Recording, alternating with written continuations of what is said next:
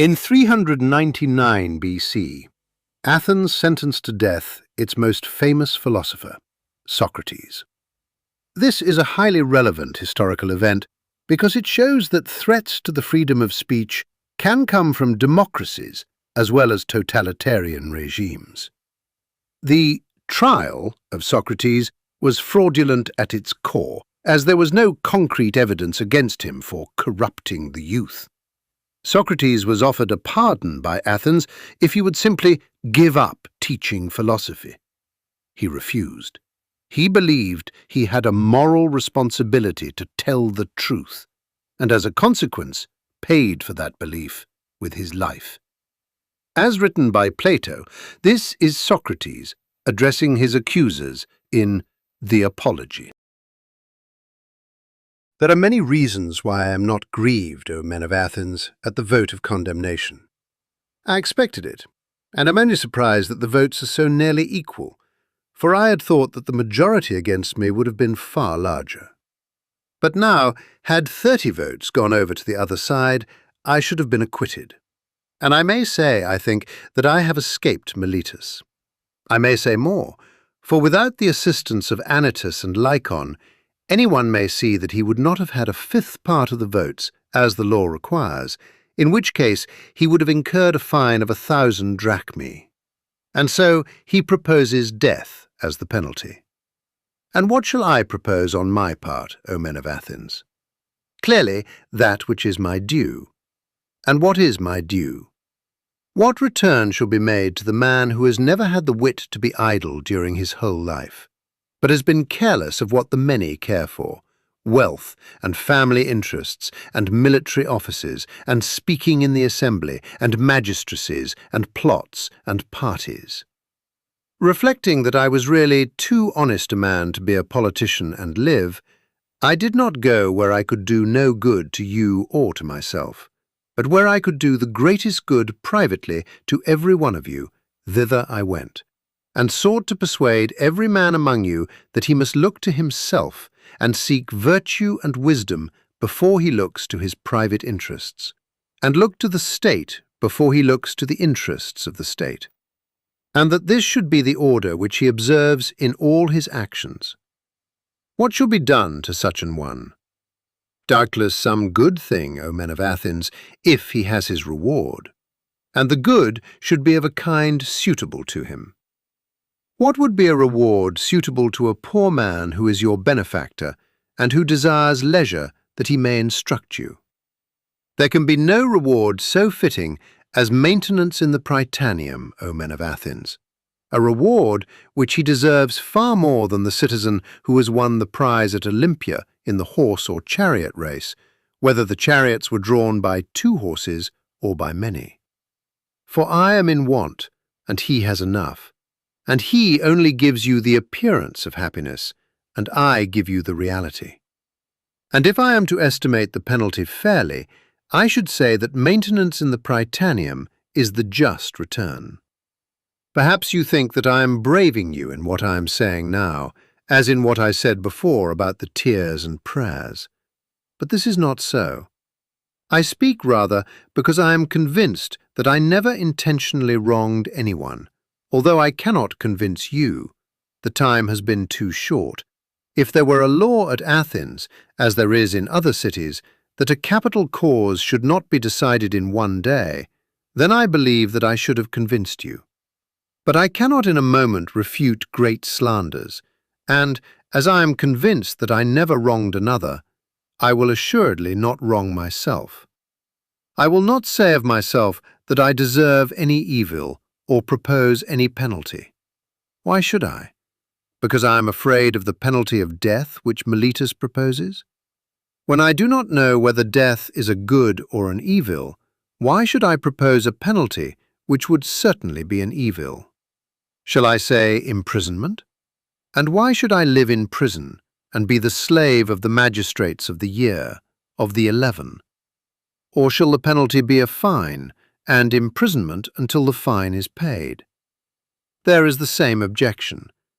I should have to lie in prison for money I have none and cannot pay.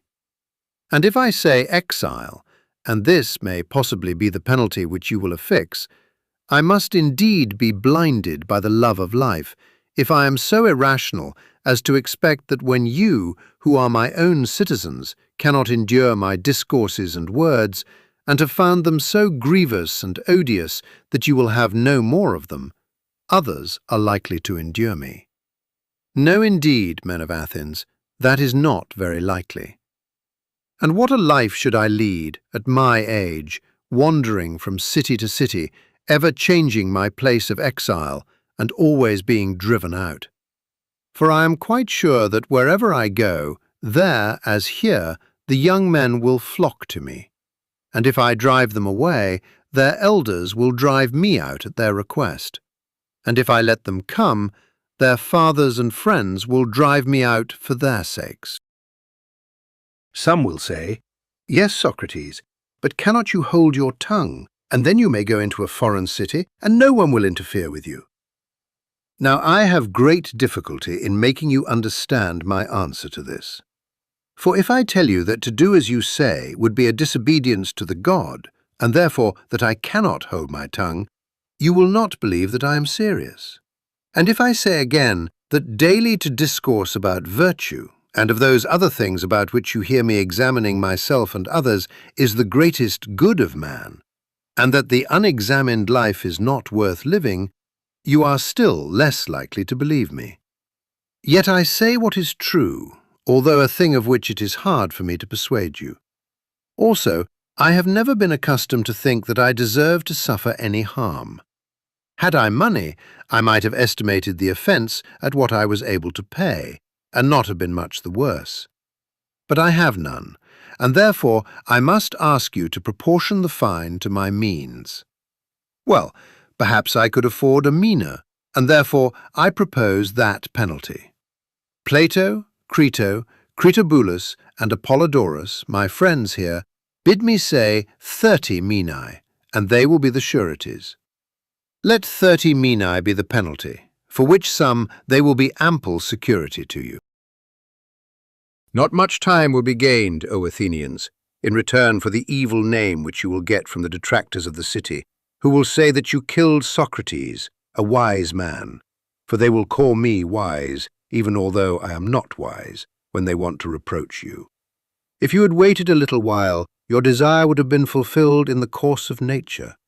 For I am far advanced in years, as you may perceive, and not far from death. I am speaking now not to all of you, but only to those who have condemned me to death. And I have another thing to say to them. You think that I was convicted because I had no words of the sort which would have procured my acquittal. I mean, if I had thought fit to leave nothing undone or unsaid. Not so. The deficiency which led to my conviction was not of words, certainly not. But I had not the boldness or impudence or inclination to address you as you would have liked me to do, weeping and wailing and lamenting, and saying and doing many things which you have been accustomed to hear from others, and which, as I maintain, are unworthy of me. I thought at the time that I ought not to do anything common or mean when in danger, nor do I now repent of the style of my defence. I would rather die having spoken after my manner than speak in your manner and live. For neither in war nor yet at law ought I or any man to use every way of escaping death. Often in battle there can be no doubt that if a man will throw away his arms and fall on his knees before his pursuers, he may escape death. And in other dangers there are other ways of escaping death, if a man is willing to say and do anything. The difficulty, my friends, is not to avoid death, but to avoid unrighteousness, for that runs faster than death. I am old and move slowly, and the slower runner has overtaken me, and my accusers are keen and quick, and the faster runner, who is unrighteousness, has overtaken them. And now I depart hence, condemned by you to suffer the penalty of death. They too go their ways, condemned by the truth to suffer the penalty of villainy and wrong. And I must abide by my award, let them abide by theirs. I suppose that these things may be regarded as fated, and I think that they are well. And now, O men who have condemned me, I would fain prophesy to you, for I am about to die, and in the hour of death men are gifted with prophetic power. And I prophesy to you who are my murderers, that immediately after my departure, punishment far heavier than you have inflicted on me will surely await you. Me you have killed because you wanted to escape the accuser, and not to give an account of your lives. But that will not be as you suppose, far otherwise. For I say that there will be more accusers of you than there are now, accusers whom hitherto I have restrained, and as they are younger, they will be more inconsiderate with you, and you will be more offended at them. If you think that by killing men you can prevent someone from censuring your evil lives, you are mistaken. That is not a way of escape which is either possible or honorable. The easiest and the noblest way is not to be disabling others, but to be improving yourselves. This is the prophecy which I utter before my departure to the judges who have condemned me. Friends who would have acquitted me, I would like also to talk with you about the thing which has come to pass, while the magistrates are busy, and before I go to the place at which I must die. Stay then a little, for we may as well talk with one another while there is time. You are my friends, and I should like to show you the meaning of this event which has happened to me. O my judges, for you I may truly call judges, I should like to tell you of a wonderful circumstance. Hitherto, the divine faculty of which the internal oracle is the source has constantly been in the habit of opposing me, even about trifles, if I was going to make a slip or error in any matter. And now, as you see, there has come upon me that which may be thought, and is generally believed to be, the last and worst evil. But the oracle made no sign of opposition, either when I was leaving my house in the morning, or when I was on my way to the court, or while I was speaking at anything which I was going to say. And yet I have often been stopped in the middle of a speech. But now, in nothing I either said or did touching the matter in hand has the oracle opposed me. What do I take to be the explanation of this silence? I will tell you. It is an intimation that what has happened to me is a good, and that those of us who think that death is an evil are in error. For the customary sign would surely have opposed me had I been going to evil and not to good. Let us reflect in another way, and we shall see that there is great reason to hope that death is a good. For one of two things.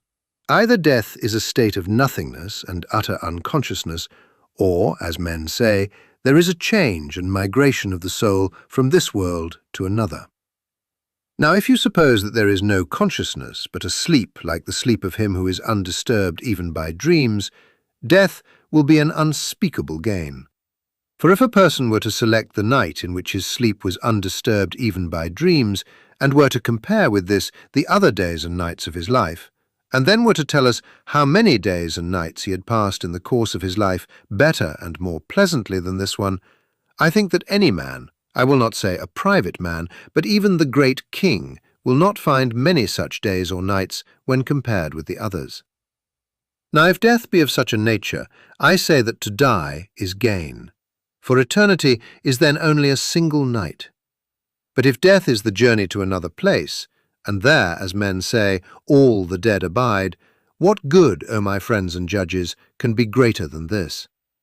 If indeed, when the pilgrim arrives in the world below, he is delivered from the professors of justice in this world, and finds the true judges who are said to give judgment there, Minos and Rhadamanthus, and Aeacus and Triptolemus, and other sons of God who were righteous in their own life, that pilgrimage will be worth making.